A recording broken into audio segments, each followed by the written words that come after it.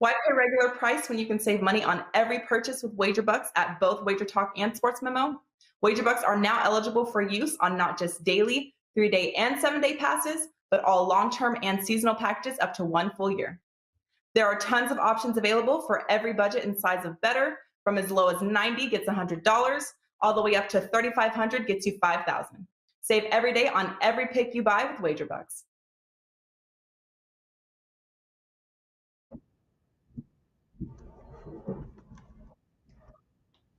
All right, guys. Happy Tuesday to you. Time to start another week of College Football Daily, powered by WagerTalk.com. We've got customary 4 games that we're going to break down for you here over the next 25 minutes or so. App State, Marshall. We'll talk a little Virginia, Wake Forest, Wisconsin, Notre Dame, and we'll wrap it up with Ball State, Toledo, and we'll do it with 3 of the absolute finest. And here they are at WagerTalk.com, Mr. Tony Mejia, Bryan, Leonard picking up the middle here, and, of course, Dave Cokin hitting cleanup here on this Tuesday. Guys, welcome in. Mejia, I'll start with you, my friend. How was the weekend, and what do you got going on at WagerTalk.com right now? Well, the weekend was mediocre. My 5% play in college was that Utah game that went to overtime, and truth be told, Utes didn't look like themselves. Actually, news out of Salt Lake City is that Charlie Brewer has left the team since he got demoted. And obviously, plans have not gone according to how he wanted them to since he left Baylor as a grad transfer. They lost patience with him and his ability to hold the ball. So did I watching that game. The backup brought them back and should start this week, but Utah lost at San Diego State, so that was tough for me. NFL was okay. College was okay. We'll move on to this week and hope for much better results. Today's a big soccer day, so we'll same with tomorrow, and obviously baseball heading down the stretch. So busy. All right, good stuff there. WagerTalk.com, Mr. Tony Mejia, as well as Mr. Bryan Leonard. You can catch him at WagerTalk.com. And Bryan, at this point in the college football season, are there certain things you begin to look for from teams and the way you handicap? I mean, are some teams really starting to show exactly who they are right now? You got a better handle now heading into this week?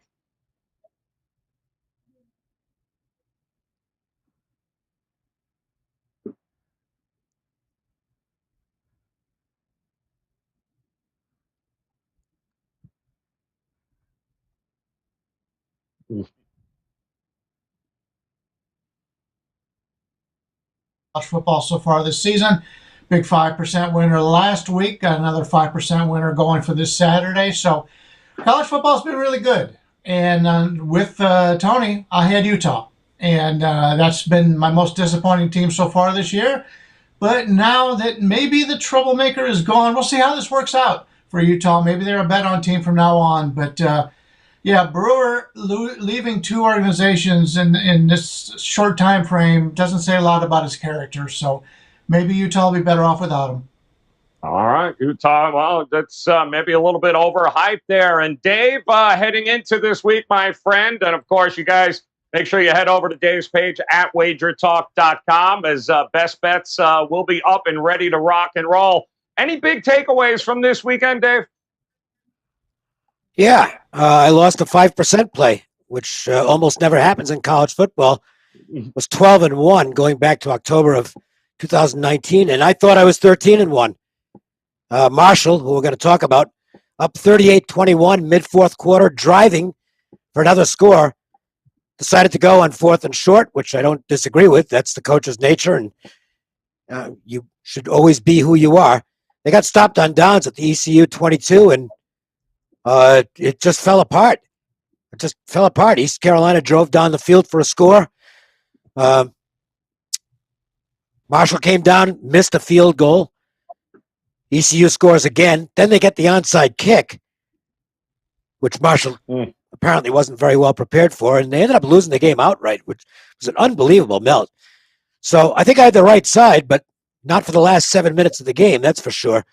I didn't have a good week in college. I'm only 50-50 so far this year, but I've gotten off to those kind of starts before, so I'm not really worried about it.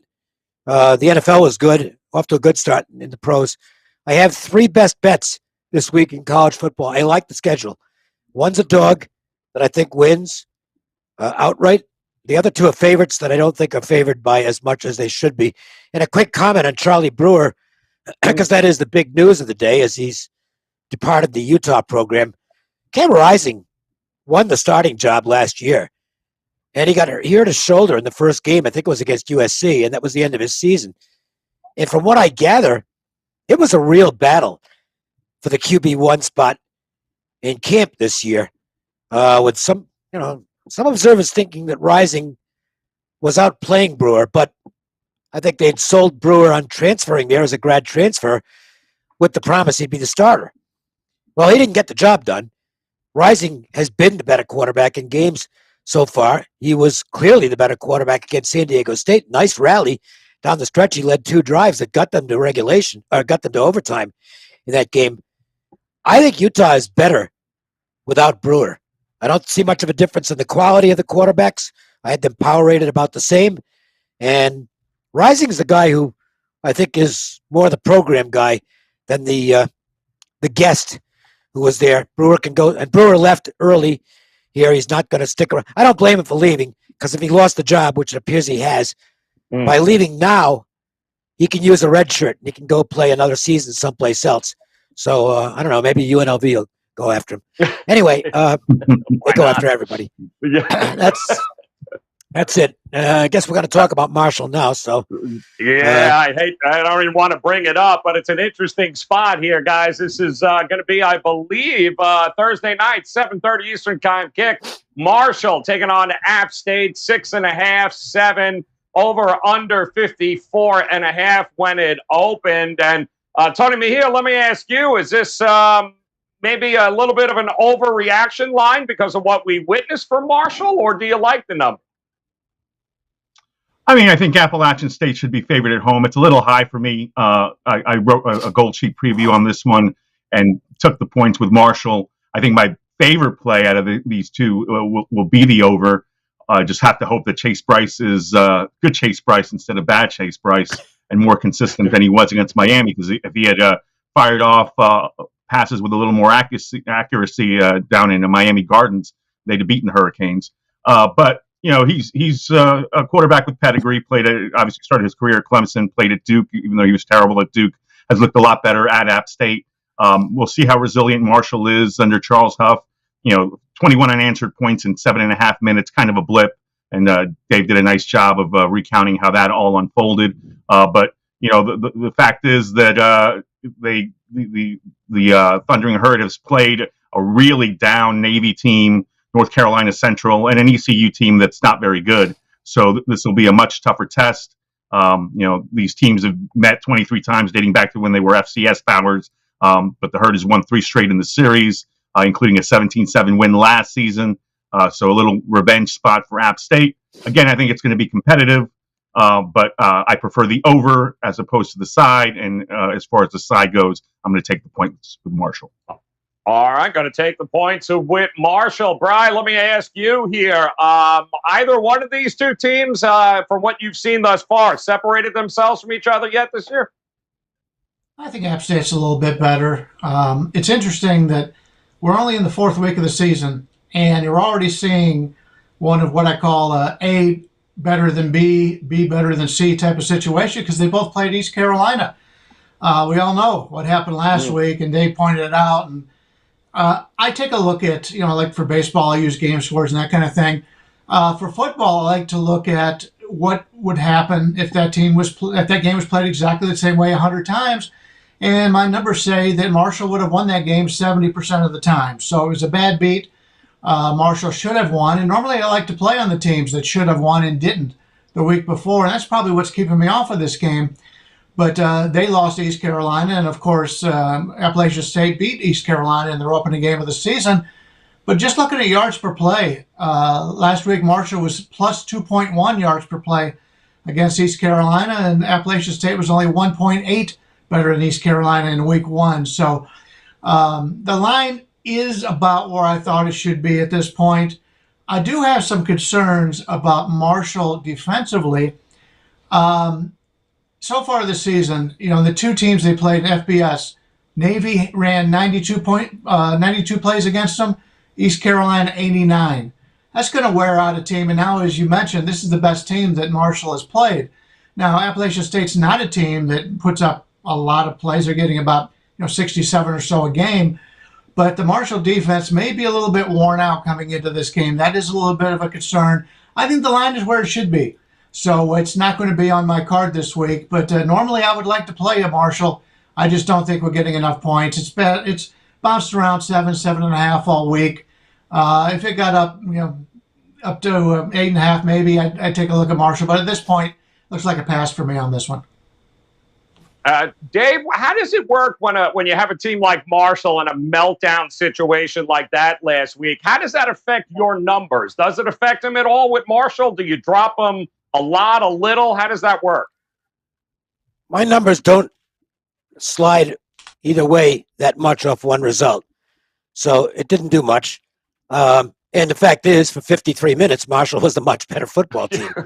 and if they make the first down on 4th and 2 at the East Carolina 22, they might have won the game by 30. Okay, it just changed everything. I think the number's high on my power ratings. Now, let's be clear. I have Marshall better than most people on their power ratings. I like this team. And I made the game App State 4. So there's some value on Marshall. But I won't be playing it. And the reason I won't is it's the first time off a loss.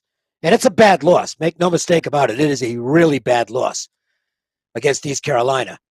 If it was a normally played game and they'd have lost, okay, I'd probably be taking them here because I do like often taking dogs off a loss as a favorite. But the way the game lost, I don't know. Huff has no experience as a head coach. He's off the Saban tree, so he basically has no experience off losses, period. Because they don't lose. I don't know what the reaction is going to be from Marshall. I think we'll learn a lot about Marshall if they are able to put the meltdown against East Carolina behind them and play a good football game here, which means competing with Appalachian State. Not necessarily winning, but being right there in the game. Then I think they'll be fine, and there'll be other spots to take Marshall. I still like Huff's approach very much. He is really aggressive, and it backfired against East Carolina, but I still prefer that approach. He's not a coach who plays not to lose. He is a coach who plays to win. Doesn't work all the time, but I still like that philosophy. But I need to see what Marshall does coming out of the loss. And remember, now it has nothing to do with this year's team necessarily, but last year they're sailing along unbeaten, with a real chance to be the team that gets to the New Year's Day Bowl out of the non-Power Fives. And then they lost, was UAB beat them? I don't remember who it was. They got shut out at home. And they never played another down the rest of the year, basically. Those players are still the same. Coach is different. And I think that's part of the reason Doc Holliday got moved out of there is he lost the team quite clearly at the end of last season. Also helps that the governor of the state, who's the richest man in the state of West Virginia, doesn't like him very much and wanted a coaching change. And he's a Marshall grad, so I think that had something to do with it. But this is going to be a learning experience for me as far as Marshall goes. Good Marshall performance. I'm right back on the look for spots to play the herd. Bad Marshall performance. Might be time to reassess.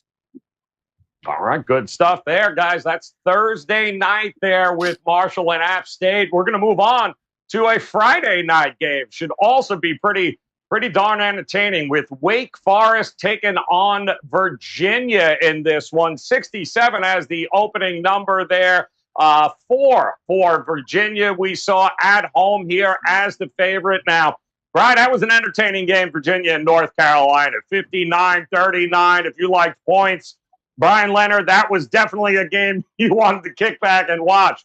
The problem is, they can score pretty well at that Wake Forest, too, here. So is this kind of a repeat here for the second week in a row for Virginia? Points.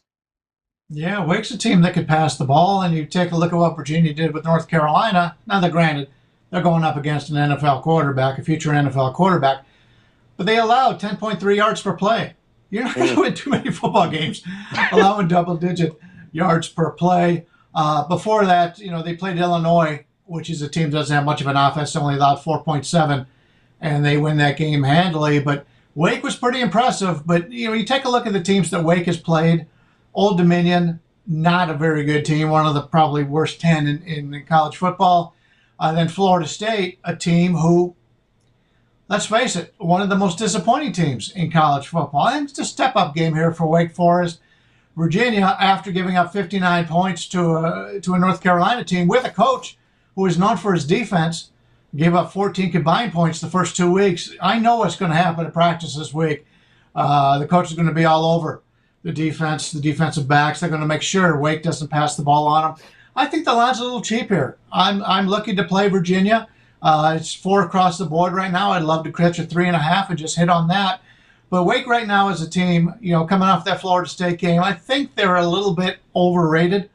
They were a good play last week. I bet them last week, and I think it was more of a play against Florida State. But, I'll take a look at this game, and I see Virginia as a nice bounce-back situation here after being embarrassed. And I think Virginia's the better team. Playing at home, I'll lay the number here with the Cavaliers. So Coach Clausen there, Dave, had said he was really impressed with his defense showing up and showing out against Florida State. They're going to have to do it again against this Virginia offense. What do you think we're going to see here? I think it's going to be a shootout. My numbers slightly favor Virginia, but not enough to make it a play. This is not your typical Virginia or typical Bronco Mendenhall team, because his team's usually pretty balanced. This team is not balanced. They throw the ball all the time. They got a good quarterback. This kid Armstrong's a good player. He did get a little banged up last week, but I assume he's going to be fine for this game. And Virginia's going to throw it. They're going to throw it a lot. I don't think he trusts his running game particularly. So some of it's by necessity, and some of it's just because they're better throwing the ball with an electrifying quarterback. I don't know what to make of Wake Forest. I think they're, Clausen likes the team. He has said that from day one this year, and maybe he's right. I played Florida State last week. That didn't do very well. And the interesting thing in Florida State, and this is the flaw in my power ratings, nothing's perfect. And I still haven't, because of the way I work my power ratings, I still haven't downgraded Florida State, maybe to the point they should be downgraded. For instance, I have them favored this week against Louisville. In fact, pretty clearly favored. But I'm not going to play it because of what I've seen to this point out of Florida State. The eye test disagrees with my power ratings. Yeah. And I mean, they're screwed up. That team is a cluster you-know-what right now. They're a mess. I think Norville is just not getting it done. I don't know that he's on the hot seat yet, but wouldn't surprise me. So how that ties into this game is that I'm not really giving Wake Forest any real props for beating a completely screwed up football team that has no discipline whatsoever and might just be way worse than I thought. So it's a good win for Wake Forest, but I don't know that it means that much. I do like the Wake Forest offense, though. Hartman seems to have moved forward as a quarterback this year.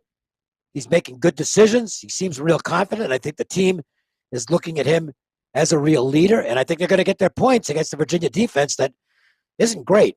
So, I know 67 is a high number, but these standalone weeknight games have a tendency to be high scoring anyway. Both teams want to bring their best. They open the playbook. I could see this game getting into the 70s. I'm not a totals guy, but I would look at the over in this one. Looking at the over in that one. All right. And I got to ask you, Tony, I believe it's kind of last couple of games, it's been all Wake Forest. They've kind of done well in this series, but Armstrong didn't play in that game last year, I think, in which they had to come back. So he's a different animal right now. The kid is just absolutely balling. What do you think we're going to see in this game?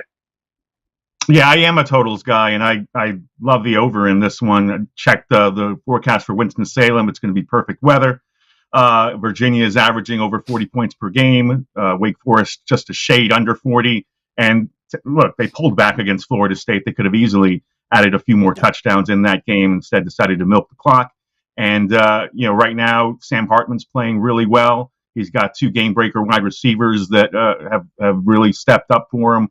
And two of Virginia's safeties got banged up against the Tar Heels. They're expected to play, but probably won't be 100%. Wayne Talapapa, who's the top running back for Virginia and the guy that really chews up clock when they need him to, won't play because he's in concussion protocol. So that means that the ball will probably be in the air a little more often. Armstrong threw for 554 yards against North Carolina, but the Tar Heels ended up with 699 yards of total offense against that Virginia defense. So, it doesn't look great. You're right about recent trends in this series. Cavs have been favored in 3 of the 4 matchups, but have lost 4 straight. And that's the longest winning streak for Wake Forest in this series. At this point, you look for a resiliency under Bronco Mendenhall, but the numbers don't bear that out. They're 2-4 coming off losses over their last 6 under Bronco, 7-8 since he stepped into his new role in Charlottesville a few years ago. I think this is going to be a high-scoring game, potentially one of those games where whoever has the ball last wins. I think the number is a little short, so I don't trust that at all. And 68, the side number 4. But the total of 68.5, again, these two teams averaging basically 40 points a game. Don't think we get to 80. Do think we get over 70. So give me the high side. All right. Liking some points. That's going to be an entertaining game, guys, on Friday for sure. We'll head into Saturday and look at Notre Dame taking on Wisconsin. Notre Dame traveling to Wisconsin there. I saw 6 at some places. Opened up and then got shot up there. 47 as a total here. And Jack Cohn going home kind of there, Dave, here a little bit, a little extra motivation. Not like he needs any, but should be an entertaining game, no? Yeah, I think it's going to be a hell of a game. Neutral field in Chicago. Badger Nation Wisconsin is one of the best traveling schools in all of college sports. I learned that decades ago when there was a Frozen Four in Providence, Rhode Island. And Wisconsin was one of the teams in that Frozen Four in college hockey. And you could not believe the number of people that traveled from Wisconsin to Providence for that event. And it's like, I remember talking, this is going back to like 1970. I remember talking to Wisconsin people. It's like, we love our team. We'll go anywhere. Doesn't matter what sport either. Basketball, football, hockey, they are huge. Just great fan base. We saw that years ago here when Wisconsin came out to play UNLV in one of the more bizarre football games of all time because the power went out with about 5 minutes to go in the game and it screwed up all the over. There were over tickets that didn't get paid, and a lot of people were unhappy about that. So I would think that despite Notre Dame's great following, I think this is probably going to be a slight home neutral for Wisconsin. It's only 90 minutes or so from Madison. Maybe I might be a little off of the geography, but I think this will be more of a Wisconsin crowd. Now, this is interesting because my number gives a slight lean to Notre Dame, but I like the matchup for the Badgers. They're really strong in the trenches. And from what I've witnessed so far, if there's a little bit of a concern for Notre Dame, it's up front. I think they can be pushed around by real physical football teams. And Wisconsin, make no mistake, if there's one thing we know about Wisconsin football on an annual basis, nobody's going to out-physical them. They are big and nasty. They don't always have the greatest skill position guys, but they have got some horses up front. Or hippos might be more accurate, and they're tough. I think Wisconsin's going to pull this game out. I do think it's one of the better games on the board, but pressed for a side, I'm not going to play it. But pressed for a side, I would probably go Wisconsin to win by about a touchdown. Who do you, Tony Mejia, which one of these offenses do you trust a little bit more to be able to beat down some of the defense that's going to be on that field? I think Notre Dame has looked sharper simply because Cohen has been more effective than I anticipated he would be. I viewed him as more of a game manager. And Graham Mertz, the most hyped quarterback in Wisconsin history, even more than Russell Wilson when he came over from NC State. This kid was a 5-star recruit. Wisconsin runs the ball so often, they really don't get those guys. Cohen was coming off of foot surgery. and that's why Mertz beat him out in that camp. But he had thrown for nearly 70% of completion percentage, 18 touchdowns, nearly 3,000 yards in 2019, and lost his gig, then moved on. So this is a revenge game for him, even though he says he still talks to most of his friends that still play for Wisconsin as often as he can, which makes for an interesting dynamic. I think it's a big proving ground for Mertz. Dave referenced it. I don't think this Notre Dame front seven is as talented as we've seen in past years. A lot of those guys that were really big names have moved on to the NFL. And look, the Fighting Irish have started off really well against Notre Dame, against Florida State, in part because their quarterbacks couldn't throw, and when Milton came in, he had success and then brought up that comeback that forced overtime. They beat a Toledo team that's really down this year with Gus Bradley's kid, Carter Bradley, as the quarterback. He hasn't looked sharp at all, and they should have lost that game. And last week against Purdue, not a dynamic offense. They obviously lost Rondale Moore, who had a great day on Sunday for the Cardinals, and he was a game breaker for them. They don't really have anybody dynamic there. So this is an opportunity for Wisconsin to flex some muscle. Chaz Malusi, the running back that transferred in, has really ran the ball hard. They've got Isaac Garendo, another running back that is the fastest player on the team. So these are no-name guys. There's no Jonathan Taylor on this roster, but it's still Wisconsin with the horses up front, and they can move the ball. I definitely agree that the Badgers should be favored, and it'll be interesting to see how Cohn rises up to the challenge. They're expected to play Tyler Buckner, the dual-threat quarterback, some in this game. And I think you'll see both teams chew up clock and wait for the other to make a mistake, which to me trends under, especially in a neutral site. Wonder if Jack Cohn photocopied the playbook from last year at all. Maybe he's got that under a pillow there, Bryan. I don't know. How do you go about, Bryan? It's an interesting situation here because a couple of weeks now into the season, neutral site game. How do you approach neutral site games like this where I would say there's going to be some Notre Dame fans there as well, no? Obviously, yeah. The Irish travel really well. Wisconsin may have a little bit of an edge in that regard, but yeah, playing a Soldier Field. Dave made a good point about the offensive line for Notre Dame. They played 3 games so far this year, and they've given up 14 sacks to disappointing Florida State, Toledo team, as Tony pointed out, not the same Toledo team. In fact, Toledo loses last week as a favorite, and then Purdue. So the Irish have gotten no offensive line, and now they're playing against a Wisconsin team who's really good against the run. That puts all the pressure on the quarterback for Notre Dame, and who knows better than that quarterback than the Wisconsin defense he faced every day in practice. Somebody really upset the Irish this year. They don't like the Irish because Wisconsin's off of a bye, and I think the Irish have more buys before the team plays them than anybody in college football. Teams get extra weeks to prepare. Could be a really long season here for the Irish unless this offense comes around. I think as the season goes on, we'll be able to make some money fading the Irish because they're a popular team. They're the Dallas Cowboys of college football. So I think if you're willing to take a bet on will the Irish have a winning spread record the rest of the year, I put a pretty big bet on no, they will not. And we'll find out a lot about them this week against Wisconsin. Amen to that. Yep, Notre Dame, a little less room for error being that whole independent thing once again here for Notre Dame. So we'll see how it works out. Noon on Saturday, guys, going to be a good one there in Soldier Field with Notre Dame taking on Wisconsin. We got one more to go, and then we'll recap it all for you here, guys. Toledo taking on Ball State here. Ball State, kind of a bit of a letdown there over the weekend against Wyoming. A total opened up at 57, 3.5 for Toledo here. Tony Mejia, I'll come to you, my friend. What do you think about these two teams at this point in the season? They've both been disappointing. One last note on Wisconsin Notre Dame. Leo Chenal, one of the better linebackers that the Badgers have, back after a COVID pause. So they'll give Jack Sanborn some help. Another reason to like the over there. As far as Ball State Toledo, the Rockets come off a really puzzling, awful loss to Colorado State as like a 2-touchdown.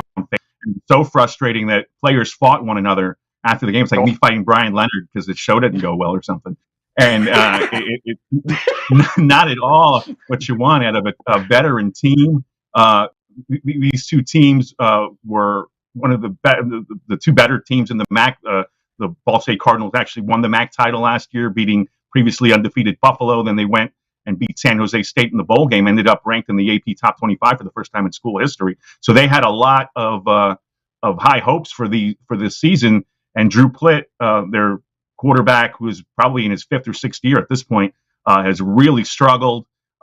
He got sacked 5 times last week in their loss in the opening half. And they barely beat Western Illinois in their opener, an FCS team that's not very good. They got routed 44-13 at Penn State and then crushed 45-12 at Wyoming, which I believe Bryan was very happy about. They were down 31-0 at the half. And that game was completely over at that point. And Toledo, after squandering an opportunity to beat the Fighting Irish, was just a complete no-show against a Rams team that lost at home to Vandy the previous week. So, both of these teams are really struggling. And I think, one of them will quit. So it'll be interesting to see this dynamic. The head coach of the Rockets, the very highly regarded Jason Candle, blames himself. Carter Bradley blames his offense. So, at least Toledo is showing some accountability. I give them a slight edge, but I don't think I'm touching this game. Oh, I'm not going to go near it. And Bryan, at Ball State, it was interesting that, Ball State was getting a little bit of love in the marketplace last week against Wyoming, but boy, was that over quickly. A lot of regret there in the market over the weekend. What do you think about this team taking on Toledo here?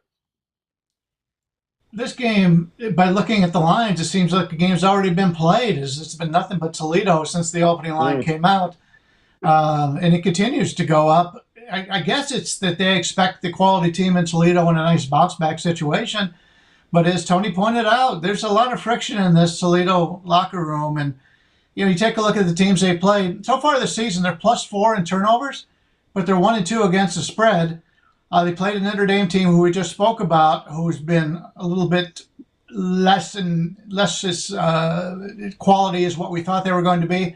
And that Colorado State game, now if you take a look, and I talk about going back and grading the games later, Colorado State was the better team against Vanderbilt. They didn't get the victory. So Vandy's win, discount that. And we're seeing that in the marketplace this week is going against the Georgia team. And Georgia's taken a ton of money so far against Vandy. But I don't know if I could believe in Toledo at this point. I mean, Ball State has played Penn State and Wyoming, 2 teams on the road. Very tough places to play. We saw that with the whiteout this week. Wyoming, with the altitude there, a very tough place to play. Now Ball State, who a lot of people like coming into the season, and that was one of them. I thought they were one of the better teams in this conference after getting embarrassed 2 straight games on the road. Now they're coming home, and nobody wants any part of Ball State. If this game gets up to 6, and it may get there, I'll have to, just a spite play, have to play on Ball State here because I just don't trust Toledo. They're just not playing as well as I thought they would. And I liked them against Notre Dame. And they gave Notre Dame a pretty good game. But last week against Colorado State, they was very disappointed. There's something going on in that locker room, and I don't like to bet on teams in that regard.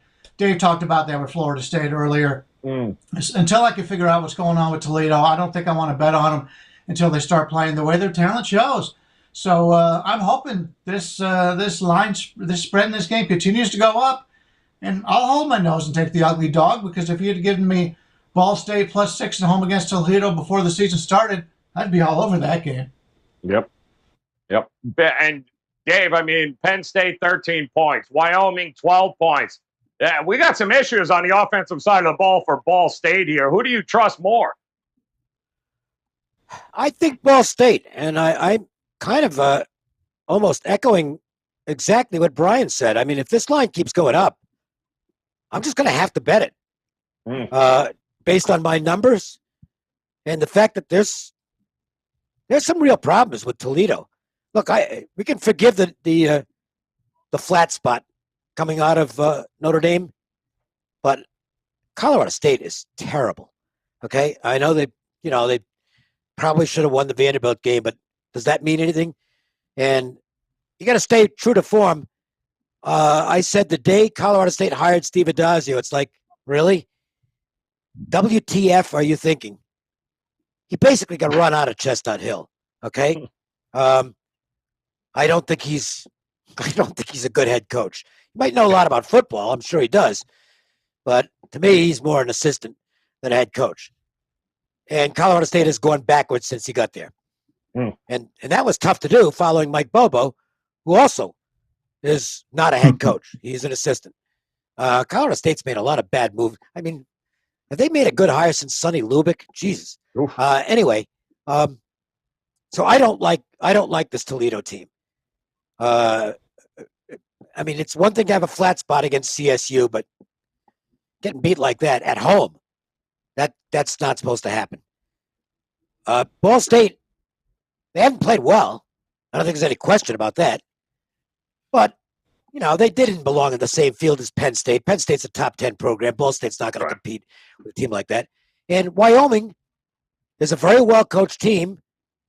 And Laramie is actually one of the better home field advantages out there. That is a hostile location.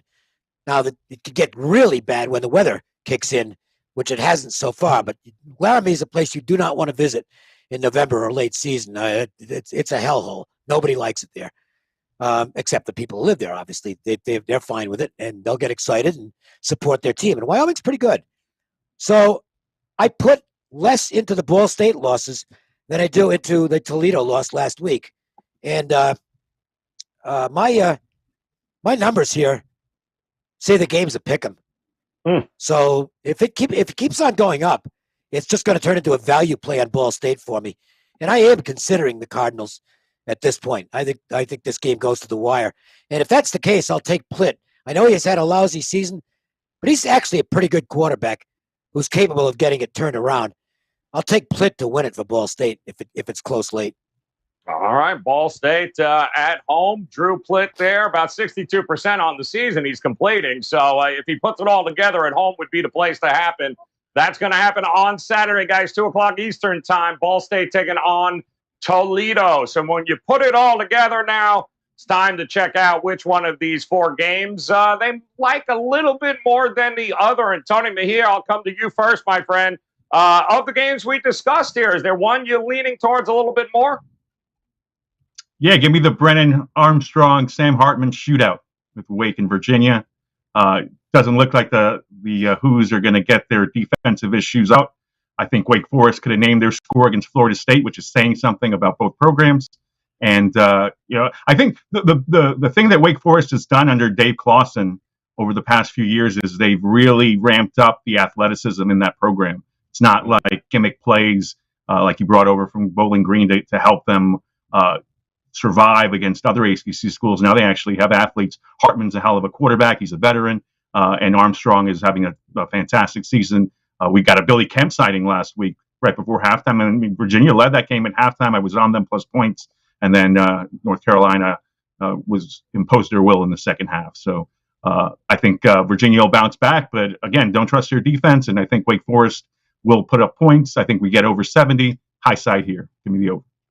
All right, liking the over in that one Friday night. How about it, Bryan Leonard? One of these games you're leaning towards a little bit more than the other? It's a coin flip between Virginia and Ball State. Ball State -5 in turnovers, Toledo +4, and yet there's only one win between them, and that was Toledo against Notre Dame. I just give me Ball State, and if it doesn't get to 6, maybe I'll play him on the money line. As Dave said, he's got to pick them. That'll be a nice plus price on the money line here. Let's see what if Toledo can get back to where their talent shows. A lot of times these teams just the locker room just doesn't feel well, and the season just falls apart. We'll see what happens here. I think there's value on Ball State. All right, liking Ball State, a little home dog. And how about you, Dave? One you're leaning towards a little bit more than the others? Yeah, it's going to be on the numbers. Don't know if it makes the card or not, but I'm pretty much saying the same thing Bryan did. Testicle Tech, Ball State. I love it. You can't go wrong with Testicle Tech, that's for sure.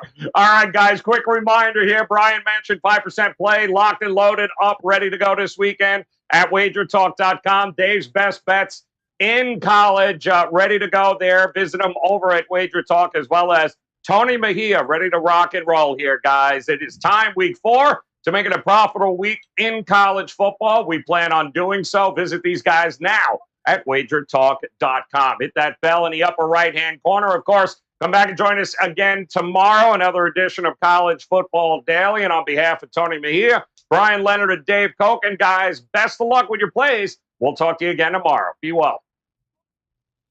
Why pay regular price when you can save money on every purchase with WagerBucks at both WagerTalk and Sports Memo? WagerBucks are now eligible for use on not just daily, 3-day, and 7-day passes, but all long-term and seasonal packages up to 1 full year. There are tons of options available for every budget and size of better, from as low as $90 gets $100, all the way up to $3,500 gets you $5,000. Save every day on every pick you buy with WagerBucks.